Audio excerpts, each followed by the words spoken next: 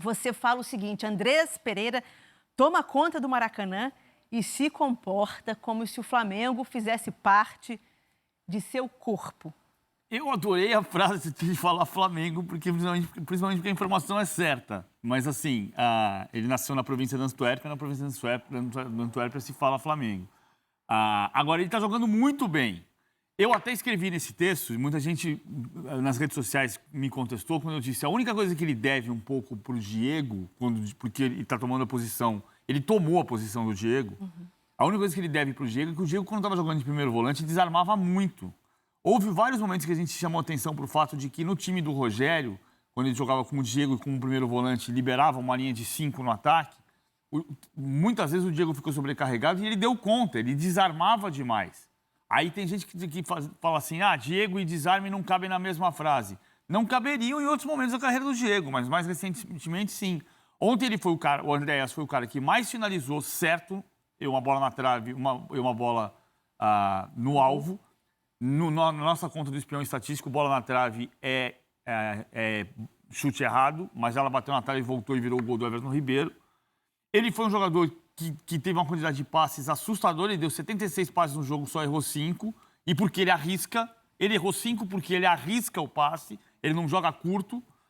Então, o Flamengo ganhou muita dinâmica com ele, muito dinamismo com ele.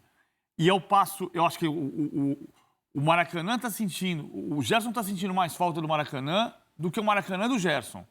Não por causa do Flamengo, por causa do Olympique de Marselha. Porque no Olympique ele joga um jogo sim, um jogo não, um jogo é substituído, como foi ontem, na derrota do Olympique de Marselha para o Lille. Então o Gerson tem mais razão para sentir falta do Flamengo do que o Flamengo do Gerson, pelo Andrés Pereira. E o engraçado, e aí é um pouco que a gente ouvia, né, falar do Andrés Pet, antes dele chegar no Flamengo, era que era um jogador que era, com a bola nos pés, era muito ágil, tinha essa visão de jogo mais profunda, mais aguda, mas ele sem a bola seria um jogador lento. Não foi o que a gente viu ontem, definitivamente. Eu ouvi isso. É isso aí. É porque a Premier League é tão diferente ou a análise errada? E na Série A ele jogou 3 partidas no titular pela Lazio isso no mesmo. passado. Vai, Luiz. O PVC, o terceiro gol, Gabi, que a gente acabou de mostrar, aliás, outra ótima notícia, na minha opinião, né, é o Gabigol menos área e mais coletivo, ele joga muito, ele participa das jogadas todas. Mas o caso do Andreas, quando nasce o contra-ataque, que é um gol realmente maravilhoso, esse terceiro gol do Flamengo, né? Porque o Isla, ele quase toma um drible com uma caneta na linha de fundo. Olha, a gente vai ver agora, olha lá. Ele chega a tomar a caneta, a bola cai no Bruno Henrique, que estava ali porque ele vem fazer a cabeçada. Olha ele sem a bola. Olha ele sem a bola. Agora, olha o Andreas. Olha o Andreas. Olha o Andreas sem a bola. Olha o Pedro Henrique, desesperado. Não vai alcançar nunca. Né? E a visão que ele teve de saber que era aquele espaço que ele tinha que ocupar, né? Porque o Gabigol estava do outro lado, e dar as duas alternativas pro Arrascaeta, que estava ali na função de pet. E aí o Arrascaeta escolheu o Andreas. Então, Gabi, eu ouvi muito mesmo que, como você tem toda a razão, que o Andreas, ele é muito bom com a bola nos pés, mas ele é um jogador lento. E olha, tá bom, em dados momentos no Manchester, ele jogou ali de ponta esquerda, marcando lateral e tal. Eu acho que nessa função aí ele é uma notícia maravilhosa para o Flamengo e para o futebol brasileiro. A gente está vendo o primeiro gol dele lá na Vila, naqueles 4-0 contra o Santos. Enfim, um jogador que... É lindo essa arrancada, né? Quer dizer, o gol é muito bonito. Olha como o Gabriel também é possível. Você nunca vai ganhar na velocidade dos atacantes. São raros os zagueiros. Talvez o Van Dijk consiga acompanhar um atacante, mas é raro, né? Ou o meio-campo, que é o caso do Andreas. Então é um gol que traz ótimas notícias para o Flamengo e mostra para os adversários que se for deixar o Flamengo contra-atacar, é fatal. E aí você segurar esses caras, e ainda o Everton Ribeiro não participou desse lance, né? Porque o lance nasce lá com o Bruno Henrique, como se fosse um zagueiro que sabe sair jogando, passando. É um lance bem legal mesmo. E o Andrés, eu acho que é tudo isso que o PVC falou. A gente não quer empolgar mais do que deve, mas a frase que o Gerson está sentindo mais falta do Maracanã do que o Maracanã dele, define bem como o Andreas tem jogado nesse mês que ele está jogando aí como titular. E não é porque o Gerson faz muita falta a qualquer time. Mas aqui no Olympique de Marselha, um dia ele joga, um dia ele não joga, um dia ele fica no banco, um dia ele é substituído. E o Flamengo está jogando muito bem com o Andreas de segundo volante. Pet. Então, quando foram contratados, né, porque na mesma época foi contratado o Andreas Pereira e o Kennedy. A gente tinha falado que a contratação do Andreas Pereira é muito boa e esse vai brigar de imediatamente para uma vaga no time. Vaga pintou aberta por causa da lesão do Diego. E Andreas, que é um meia, não é um volante, é um meia, diferente de um Gerson. O Gerson que pode até ser um meia box-to-box, mas o Andreas tem mais qualidade na criação. É mais parecido com meias ofensivos, meias clássicos. E como o Diego, que era a vida toda, depois foi recuado para trás. E ninguém pensou que o Diego poderia jogar como segundo volante, e eu estava falando isso há muito tempo. No final, se comprovou que deu certo. O Andreas, todos vocês que falaram, tudo tem razão. Só que Andreas entra no time que sabe que o time fantástico, que sabe que precisa fazer seu melhor para poder brigar por uma vaga ou assumir uma vaga, entra numa posição um pouco para trás, mas não entra para destruir, entra para construir. Coloca ele como segundo volante num time que destrui e não constrói o jogo e não tem férias lá na frente, ele não vai render. Agora, num time onde ele tem tanto bons jogadores na frente dele quanto ele é, imagina, De Arrascaeta, Everton Ribeiro, Bruno Henrique e Gabigol, então ele não se importa fazer esse papel, porque sabe que no conjunto ele vai jogar mais futebol, vai estar mais em posse de bola. E aí tem qualidade, tem chute de fora da área, tem uma passada boa, ele não é lento, ele não é super veloz, ele não é um Bruno Henrique, não é um Michel, mas para um meia, ele tem uma velocidade muito boa.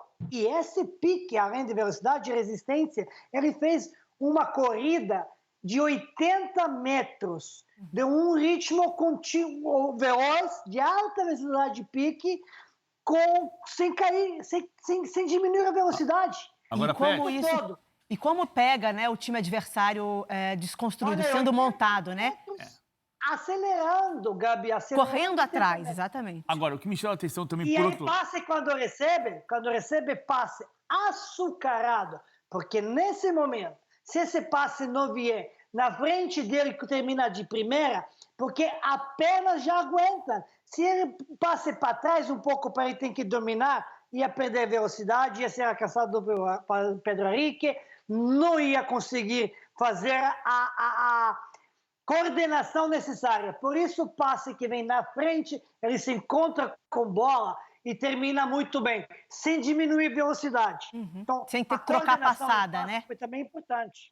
Agora, Pet, uma coisa que me chama a atenção, assim, eu acho que as coisas se misturam, tá? O fato dele chegar num time que está pronto, ele entra num time mais fácil, mas sempre chama a atenção você ter um jogador que na Europa, temporada passada, jogou 24 vezes pela Lazio e 3 vezes como titular, né, que foi um jogador importante no Valência, mas que sempre foi um jogador de equipe, de grupo. Ele foi reserva no Manchester United, importante quando ele estava. Ele foi reserva da Lazio, era importante quando ele estava, mas foi 3 vezes como titular. Ele chega no Brasil e sobra desse jeito. Eu acho que as coisas se misturam. Ele sobra também porque ele caiu num time muito bom. Talvez se ele chegasse na Chapecoense, Exatamente. não ia acontecer nada. Mas tem um pouco da gente aumentar a dúvida sobre o nosso nível aqui. Não tem? Não é bem assim. Tem tudo um pouco. Acho que em todas as análises você tem que abordar todos os ângulos, pontos de vistas, todos os fatores influenciadores numa análise. Tem tudo um pouco. Mas o Andreas Pereira chega no Flamengo com quanta idade? Quantos anos ele tem agora? 25. Qual 25, experiência? 25 anos. Qual experiência ele tem? Quanta idade ele tem quando jogar na Premier League? Na Premier League, você sabe que para jogar num time grande, eles brigam para ganhar o título, a idade que eles têm são 26 para cima. Raramente tem um jogador mais novo que entra no time, que seja um único jogador que participa.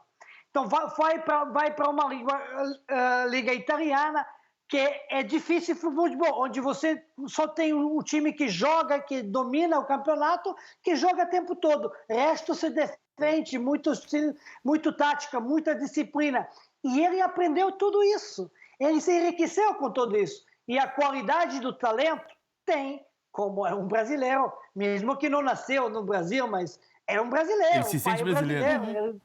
Exatamente. Claro, Então, claro. Sinto falta de Tudo ouvi-lo isso. mais, né? Espero que a gente possa, quem sabe, trazer ele aqui no Agora- Seleção para tirar essas dúvidas. Agora, Porque o outro ponto, Pet... Desculpa. ensinamento, filosofia, conceito que ele aprendeu lá, ele parte com vantagem em cima do brasileiro, porque ele estava lá. Ele não estava aqui. Ele foi criado lá. Ele tem um estilo de lá. Ele foi criado lá. Então, a escola de lá, com todo respeito ao futebol brasileiro, ainda a base dos nossos times, a metodologia do trabalho, exigência e filosofia e conceito, não é a mesma. Aqui, infelizmente, ainda o trabalho nas bases que você faz é busca de resultado, não de formação. E, sobretudo, para essa área do campo, né? Sobretudo para essa área do campo, onde talvez a maior reforma e revolução foi feita, que é na área ali de volante, que não é volante, que funciona como atacante. Na verdade, ele é um volante na essência, né? Um volante Ele é à um la Guardiola. meio-campista. Ele é um meio-campista. Sim, domina essa área do jogo. Ele é um construtor do jogo e ele tem obrigação de marcação ao mesmo tempo. Só para deixar claro que a gente vem pedindo sempre, algum jogador do Flamengo aqui com a gente, tá? Não trouxemos, não é por falta de pedidos, mas o clube não está liberando nenhum jogador ao vivo para participação em programas, foi o que nos foi informado, só gravado. Luiz, queria que você analisasse o Gabigol. A gente falou do Gabigol, né? Assim, o quanto que ele vem... São 5 jogos sem marcar, né? Mas vem tendo outra função. Acho que já está claro. Assistência, né? Ele deu assistência e participando muito das construções, né? No terceiro gol também, do Andrés Pereira para o Arrascaeta. Luiz, o que você vê de importante nessa mudança? Me parece que é uma mudança que realmente aconteceu aí nas últimas rodadas, né? A gente via ele um jogo ou outro um pouco mais para trás e era uma coisa circunstancial. Mas não, me parece que ele tem uma nova função nesse time também, né? Sem deixar as antigas. Então, eu acho que... Desculpa, Gabi, só completando a questão do Andrés, que vale para o Hulk e para outros tantos, existe também a felicidade de estar jogando no Brasil, de volta, num país que fala o idioma nativo, enfim, isso tudo conta. Mas o Gabigol, que a gente está vendo as imagens agora, eu acho que tem alguns pontos que a gente tem que analisar do Gabriel. Ele sempre foi esse cara com essa liberdade de movimentação. Eu me lembro até que num dado momento o Jorge Jesus dizia que os movimentos do Gabriel definiam os movimentos dos outros colegas de ataque, dos outros jogadores de ataque do time, né? O Gabigol escolhia o que ia fazer e aí o time meio que gravitava, especialmente o Everton e o Arrascaeta, em torno do que o Gabigol tinha feito. Os outros que meio que ocupavam esses espaços. O Jorge Jesus disse isso uma vez, da importância do Gabigol, além de botar a bola para dentro. E nesse momento eu acho que a seleção também tem um impacto na vida do Gabriel. Eu acho que tudo isso ele está processando de que para ele jogar na seleção ele vai precisar ser esse jogador. Não é mais solidário no sentido de que ele era egoísta, é mais coletivo mesmo, né? De participar de um jogo que é muito mais móvel hoje em dia, já que tanto o Flamengo quanto a seleção brasileira, neste momento, não tem aquele centroavante mais de área, que eu acho que nem os jogadores que nós temos aí hoje, né, com algumas exceções, são jogadores fixos lá dentro da área, aquele cara que só fica dentro da área. Até o Diego Costa, que veio pro Galo, embora tenha mais característica para isso, é um cara que também se movimenta, menos do que o Gabigol. Então, acho que é um conjunto de fatores. E como ele faz muito bem isso, é óbvio que o time curte, né? O time serve ele. Você vê nos gols de ontem, 2 dos 3 gols, a participação dele é decisiva, né? Porque a jogada do segundo gol, do gol do Bruno Henrique, ele participa da jogada, ele começa o lance, depois ele vai para o fundo, aí ele trabalha com o Isla, se posiciona lá, aí vai o Everton no fundo, ele vai receber do Isla agora, ó. Olha como ele se desloca, para receber numa posição de meia construtor, ó. E aí joga a bola, ou pro Arrascaeta ou pro Bruno Henrique. E assim aconteceu contra o Barcelona de Guayaquil, inclusive no Maracanã. A bola foi espetacular pro Bruno Henrique, num movimento muito parecido, né? E no terceiro gol, que é um contra-ataque, ele não só tem o descortínio de receber do Bruno Henrique, que na minha opinião é a peça quase que chave nessa bola que ele bota pro Gabigol. Ó, o Arrascaeta olhando agora pro Andrés Pereira. Quer dizer, o Arrascaeta já sabe que vai ter as duas opções. Olhou de novo, olha. É impressionante. O Uruguai é impressionante, me encanta. E aí o Gabigol era outra opção. Só que aí o Arrascaeta escolheu o Andrés, né? Talvez o espaço para a bola na frente para o Andrés era um espaço mais claro e tudo minucioso para o Arrascaeta. Então, acho que o Gabigol tem esse conjunto de fatores que levam a ser esse Gabriel um pouco mais móvel, mas nem tanto, porque ele sempre foi móvel. Mas eu sinto que ele está desfrutando, embora, obviamente, incomodado de não estar fazendo gol há 5 jogos. Você percebe na expressão dele, porque, afinal de contas, ele está em busca do 100º gol com a camisa do Flamengo. Não é brincadeira, não. Faltam São 3, 4. né? Quando ele fez os 3 gols contra o Santos, ele tinha 27 gols em 27 jogos no ano. Artilheiro do Brasil no ano. Ele tem hoje 27 gols em 31 partidas no ano. Nos últimos 6 jogos do Flamengo, são os 6 posteriores ao jogo contra o Santos, ele não jogou 2 vezes e nas 4 outras partidas ele fez 2 passes para gol. Quer dizer, hoje a gente até ouviu, né, conversando na reunião de pauta, ele está incomodado. Acho que ele está incomodado, mas ele foi comemorar com o Bruno Henrique. Sim, incomodado é uma coisa, insatisfeito é outra, Exatamente. talvez, né? Sim. Eu sempre disse isso aqui, ele é ponta de lança. Ele não é centroavante, ele não é o cara ele não é o Pedro, que você põe dentro da área, ele circula, se movimenta, mas naquele espaço, naquele quadrante da grande área que ele domina. O Gabigol tem o campo, o ataque inteiro à disposição dele. E no lance do gol que o Arrascaeta olha 2 vezes para o Andreas e 2 vezes para o Gabigol, tem o pé direito do Gabigol também como ingrediente para ele oferecer para o pé esquerdo do Andreas. Sim. Porque o Gabigol puxaria para o pé esquerdo para finalizar. E aí já estava marcado ali, né? Pet, como é que você vê esse momento do Gabigol e essa nova forma de posicionamento? Você está mutado? Não, estou esperando você terminar. Opa, do teu pé, então. Então, estou dizendo isso que você falou, Gabi. Para mim, De Arrascaeta tinha só uma opção, passar a bola para Andreas Pereira. Porque quando o Andreas Pereira abre a esquerda e De Arrascaeta leva a bola para meio campo centralizado, fica 2 contra 1. Porque lá, se passar a bola para Gabigol, teria que ser 3 contra 1 no contra-ataque, e não foi. Porque lá Gabigol tinha só uma marcação e De Arrascaeta está chegando. Então, a inteligência do De Arrascaeta nessa situação e a escolha certíssima para fazer. Porque você passa, nesse momento, tenho 2 para escolher. Se tivesse, né, o Gabigol mais decisivo, mais goleador, vou passar para ele. Mas não, nesse momento não, era coisa certa para passar a bola para De Arrascaeta. E isso que o Gabigol se incomoda, o jogador de futebol profissional, o craque, quando deixar de se incomodar, aí eu vou pedir para ele para parar de jogar. Porque tem que se incomodar mesmo. Porque o cara o craque quer fazer e ganhar jogos, todos os jogos, que não é possível, mas tem que querer, tem que se incomodar. Não está fazendo gol, artilheiro, tem que se incomodar. Ficar feliz, faz assistência. Como que ele fica feliz quando faz assistência? É quase a mesma coisa quando faz o gol. Isso é importante. Vai lá, faz o coração grande com o Bruno Henrique, comemora. Fusão, né? Olha esse passe que ele faz aí pro De Arrascaeta de primeira e partiu para cima. Parte para cima. Exato. Então, a Gabigol quer voltar a fazer o gol, quer ser o artilheiro, é o objetivo dele, é o atacante, centroavante do Flamengo, apesar de movimentação dele é certeira, né? É muito mais num raio de distância maior do que um centroavante como o Pedro, fixo, claro. Mas acho que o Gabigol é fundamental para o Flamengo, fundamental. E o Bruno Henrique, obrigado ao Tite que não convocou. Imagina a crise. Eu comi um jogo, né? São 5 jogos que ele não marcou. Nesses 5 jogos, depois do jogo do Santos, eu tinha esquecido o jogo, não contei o jogo do Grêmio, o 2-0 lá. Ele jogou e não marcou. O jogo do Grêmio no Maracanã, ele não jogou.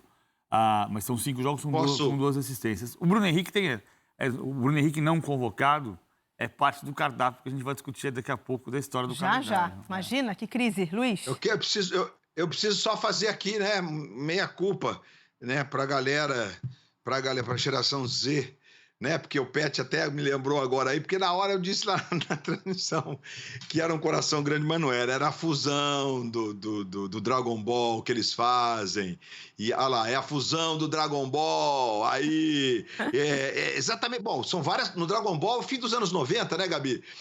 Eu não era nascido, deve ser, eu não sou muito disso, não. Deve ser, enfim, né? Mas é o Dragon Ball. Acho que é o Gotham Trunks aí nesse caso, é Dragon Ball, é a fusão, e da fusão sai alguém poderoso, é isso aí. E o legal da expressão de ser uma fusão é de que eles se sentem mesmo extensão um do outro, viu, Pet? Isso é legal, isso é bacana. Mas melhor ainda. Melhor ainda, melhor ainda. Mas, enfim, e aí, pô, a galera não perdoa, né? A galera não perdoa, vira meme. E Quero dá tudo saber se certo, vai acertar beleza. fusão na escola. Quero saber se vai acertar fusão na aula de ciências. É aí que não pode errar. Ah, bom. E quem está assistindo isso daí vai saber que o recado é para ele. Mas olha, vamos escutar a coletiva do Renato Gaúcho falando sobre o posicionamento do Flamengo e a busca pela liderança. Hoje seria o Atlético, né? Porque o Atlético tem essa vantagem nos pontos. Mas isso não quer dizer que o Atlético vai ser campeão. Isso não quer dizer que o Flamengo pode ser o campeão também. Tem outros clubes que estão brigando pelo título. O próprio Palmeiras, um adversário muito forte. Mas eu acho que o mais importante é aquilo que eu falei, a gente continuar vencendo a cada rodada no Campeonato Brasileiro e ver o que vai acontecendo. É lógico que o Atlético hoje ele se beneficia pela vantagem que ele conquistou. Se beneficia também por estar em apenas 2 competições. O desgaste é menor. E onde o Flamengo, o desgaste é muito maior devido às 3 competições. É por isso que eu sempre falo que a cada 3 dias nós temos uma decisão. E também pela quantidade de jogadores que estão servindo a seleção. Então, quer dizer, a vantagem toda tem sido dos adversários. Mas nós temos um grupo e vamos em frente. Vamos buscar as vitórias. Temos 2 jogos difíceis fora de casa agora, que é o Bragantino e o Fortaleza. Buscar o maior número de pontos possíveis para a gente continuar na briga do brasileiro também. Os números não mentem, disse o Renato, então vamos aos números de aproveitamento. Eu queria não fosse para você. Do Renato. Sexta-feira. 21 jogos, 17 vitórias, 2 empates, 2 derrotas, 84%. O que é, PVC? Ele não falou isso para mim, foi isso? 37, 34, 35 gols no segundo tempo.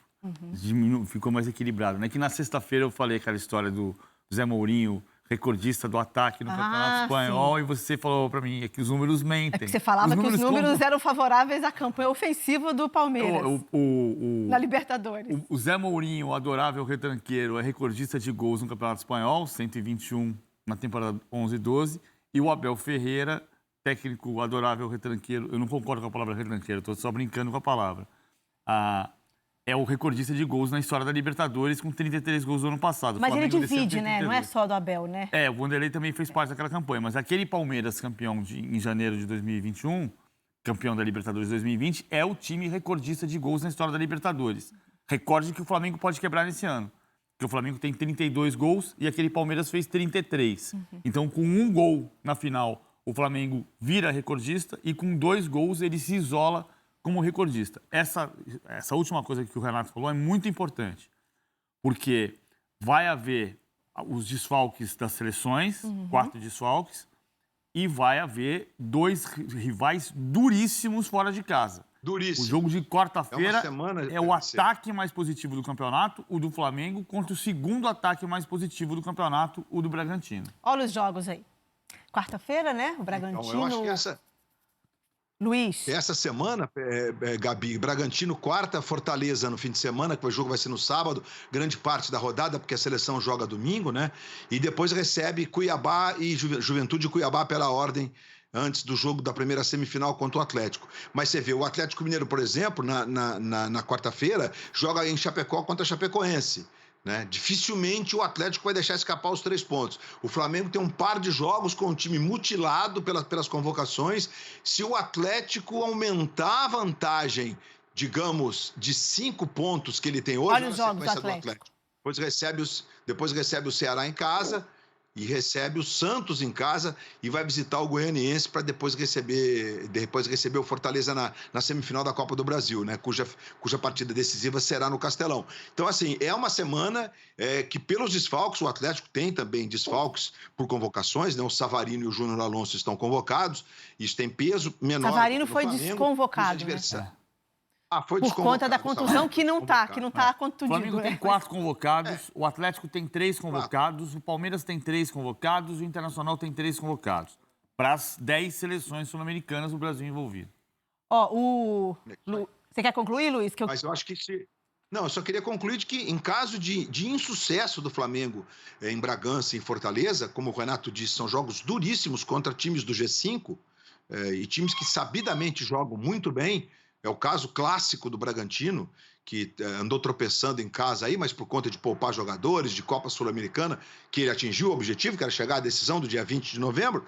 É óbvio que a gente pode ter uma clareada para o título. Não adianta a gente depois ficar dizendo, mas tá 10 pontos na frente, mas faltam 10 rodadas. Gente, um time da pegada do Atlético, com o foco que o Atlético tá, se ele abrir uma diferença de mais 4, 5, até 6 pontos essa semana, o campeonato meio que cai no colo, fica meio que nas mãos definitivamente do Atlético. Eu acho que essa semana a gente vai ter uma clareada. Se o Flamengo mantiver essa distância de, em tese, 5 pontos... né? Porque são os 2 jogos a menos que ele terá a obrigação de vencer se quiser ser campeão.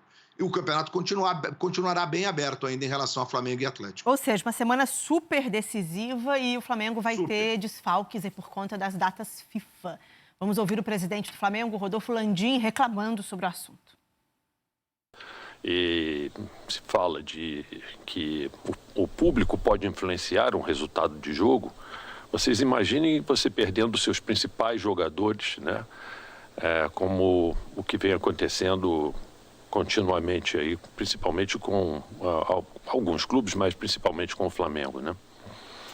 Em fruto disso, o Flamengo foi à CBF, conversou com a CBF, sentamos, tivemos discussões técnicas muito boas, onde nós avaliamos todos os aspectos possíveis, aspectos relativos à paralisação, tempo de férias dos jogadores, todos os compromissos já anteriormente assumidos, e vimos a possibilidade de extensão, vamos dizer assim, dessas datas até o dia 26.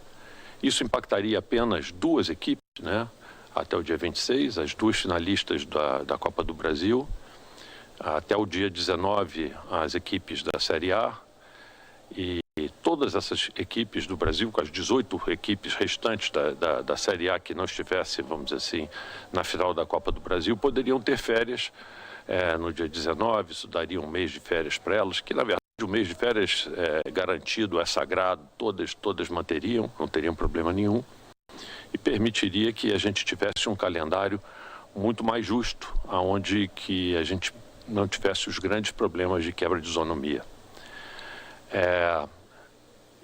Isso foi acordado com a CBF e a gente soube que isso acabaram voltando atrás nessa decisão, o que causa, vamos dizer assim, uma profunda indignação da gente, né? Eu não diria que foi acordado, né? Mas foi prometido. E a gente tem aqui uma coletiva do dia 24 de setembro, há 10 dias, em que o Juninho Paulista, né, coordenador de seleções, ele disse que o Flamengo e as outras equipes não teriam... os jogos seriam adiados, né? Aqueles que tiveram atletas convocados seriam adiados os jogos durante a data FIFA. Vamos ouvir.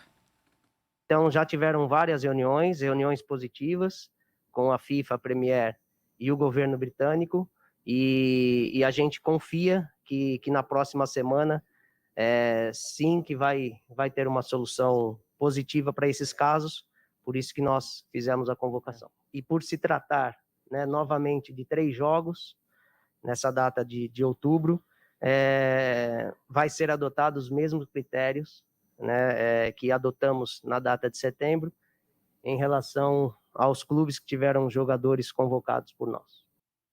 Quando eu digo que não há acordo, porque o acordo pressupõe, eu deixo se você fizer isso. O Flamengo não tem a prerrogativa de não deixar, né? Mas lhe foi prometido uma situação que a CBF não conseguiu cumprir. A CBF admite isso, inclusive. A CBF admite que quando o Juninho falou no dia 24 de setembro, a ideia era adiar. A CBF, no entanto, diz que quando coloca no papel, não vai até dia 26, vai até dia 29, né? De dezembro. Iria até dia 20, a temporada iria até dia 29 de dezembro, o Flamengo está falando de dia 26.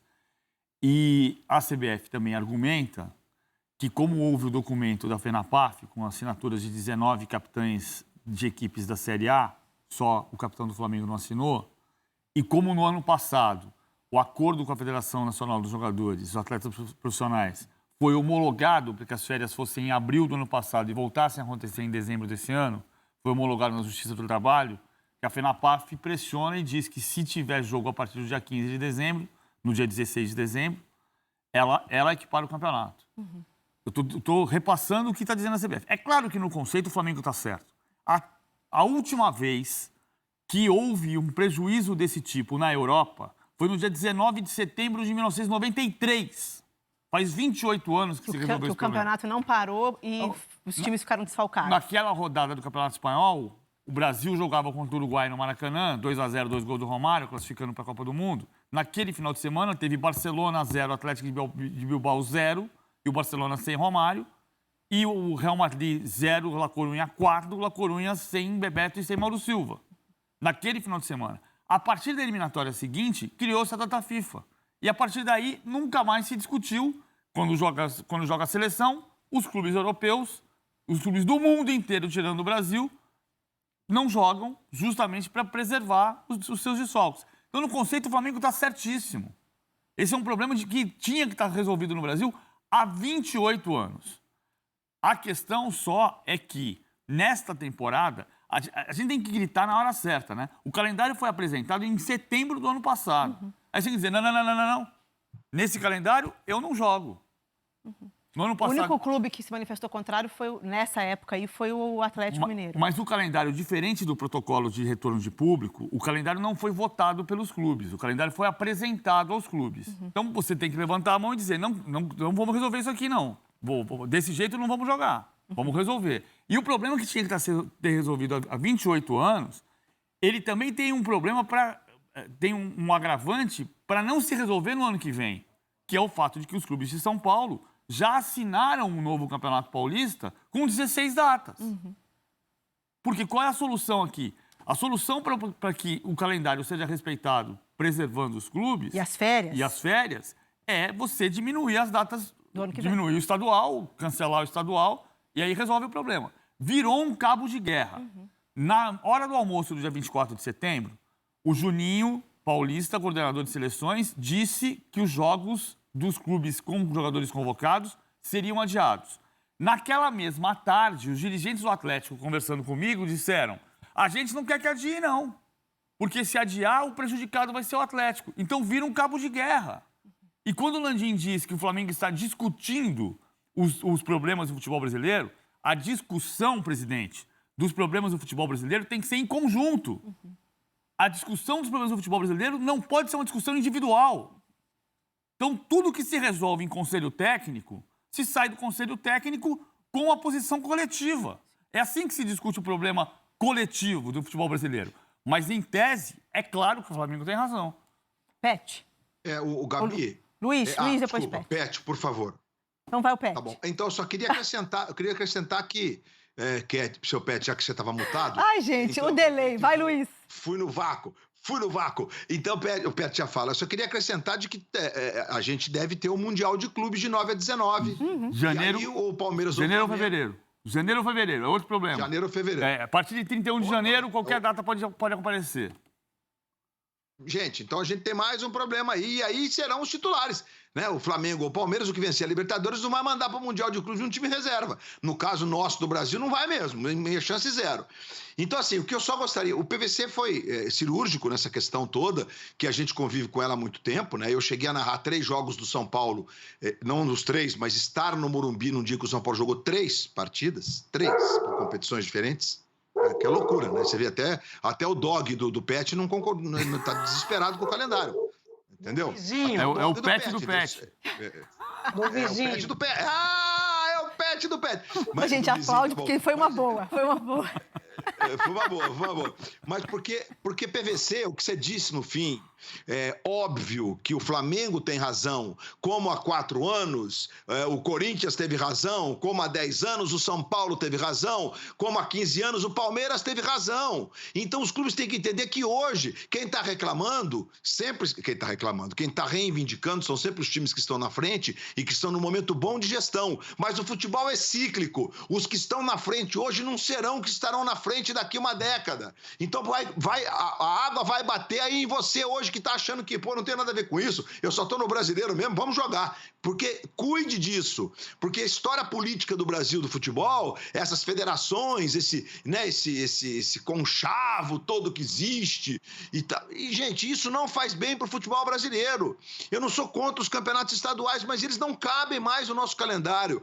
Gente, quando a FIFA fala que quer discutir jogos relevantes e por isso gostaria de ter Copa do Mundo de 2 em 2 anos, a dona FIFA também está pensando na seleção. Ela quer que os clubes que se virem aí. Entendeu? E não será assim, porque a UEFA e a Conmebol, menos a Conmebol, mais a UEFA, não vão concordar, porque o motor dessa história, o motor é composto pelos times, pelos clubes. Então, Copa de 2 anos, porque a gente faria da Eurocopa e da Copa América e da Copa Ouro na CONCACAF as eliminatórias. Acabariam essas eliminatórias, que são também esdrúxulas, com 18 rodadas para o futebol sul-americano. Não faz o menor sentido. É mais que o estadual da América inteiro. do Sul. Não, é inacreditável, entendeu? Porque é muito jogo de seleção. E aí a FIFA está preocupada, porque eles perderam relevância. E nós sabemos disso, que eles perderam relevância. Então ela está preocupada em entregar produtos relevantes, que valham alguma coisa. Então, gente, é um efeito cascata que ou todo mundo percebe que nós estamos no mesmo barco e repensamos todos juntos essa situação, ou todo mundo vai chegar a hora que vai pagar o seu preço. Hoje é o Flamengo, amanhã vai ser o outro, depois o outro, e assim sucessivamente. Vamos ficar jogando no subúrbio do mundo, que é onde nós estamos. O subúrbio do planeta do futebol é aqui. Sim. Pet, concorda com as análises? Acrescenta seu ponto de vista? Agora você não estava me dando espaço, não. Você está mutado mesmo. Sabe nem abrir microfone. Foi excesso de gentileza agora. Bullying comigo. Vocês nem abrir faziam bullying microfone. comigo pelo cachorro do vizinho. Aí vocês falaram, o pet do pet, cachorro do vizinho que tá latindo. A minha cadela... Aí você se mutou para não falar demais, né, com o PVC. Vocês é muita gente, como diria minha mãe. Foi o PVC que disse isso. Vai lá, Pet. O Pet não é do Pet, é do vizinho do Pet. Eu estou dizendo que eu queria perguntar o PVC e Luiz Roberto se ele sabe me dizer exatamente, ou mais ou menos opinião, se não sei a razão exata, por que não se aproveitou a pandemia para se arrumar o calendário brasileiro? Para mudar o calendário, para adaptar ele a datas FIFA e o calendário europeu. Porque ninguém abriu mão de dinheiro. Assim, porque a questão central é essa. É. Eu acho que podia acontecer 1 milhão de coisas. O Pet tem razão. Era o abalo sísmico que precisava para reorganizar a casa. Só que Mas, Gabi, a questão principal, PVC, é data. Se a gente não cortar competições, a gente não vai ter data. Concordo. Porque quando o Pet fala em adaptação, que essa é uma outra discussão com a qual, inclusive, eu não concordo, assim, do ponto de vista da virada, de você parar no meio do ano. Eu pessoalmente não concordo, a gente está em outro hemisfério, o nosso clima é diferente, dezembro e janeiro a gente tem uma desmobilização total, como acontece em julho e agosto na Europa, as pessoas estão de férias, as chuvas de verão são terríveis, enfim, eu não concordo, e virar o calendário, essa é uma outra questão, que não é o que nós estamos discutindo, mas a gente, durante a pandemia, quando a gente disse aqui, e todo mundo ficava dizendo, o Luiz Roberto está falando que a Copa América devia ser adiada porque a Globo não tem os direitos, a eliminatória... Gente, não é por isso, é óbvio que não é por isso, porque não precisava de ter outra Copa América. Teve o ano passado, teve outra hora, vai ter 50 Copas Américas em 39.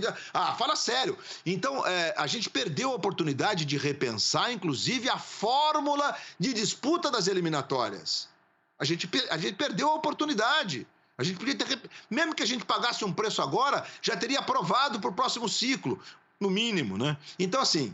A questão é que, se não cortar a competição, pode fazer o que quiser, virar o calendário, dar férias em julho, que não vai caber no calendário brasileiro. São 16 ou 19 datas para os estaduais, não sei quantas datas para a Copa do Brasil, as 38 datas do Brasileiro, Libertadores, Copa Sul-Americana, o ano inteiro, e esse punhado de jogos da seleção. Não cabe, simples assim. Pet.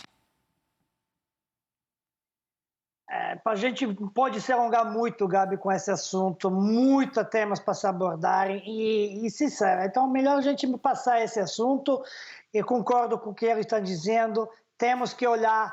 Nós estamos. Quem interessa hoje pode interessar amanhã e o vice-versa. Quem não interessa hoje pode interessar amanhã. Então, acho que conjunto é para discussão um conjunto. É o bom do esporte e do futebol brasileiro. Então, tá bom. Bom, o Atlético Mineiro não tem menos jogadores convocados, mas tem o Arana convocado.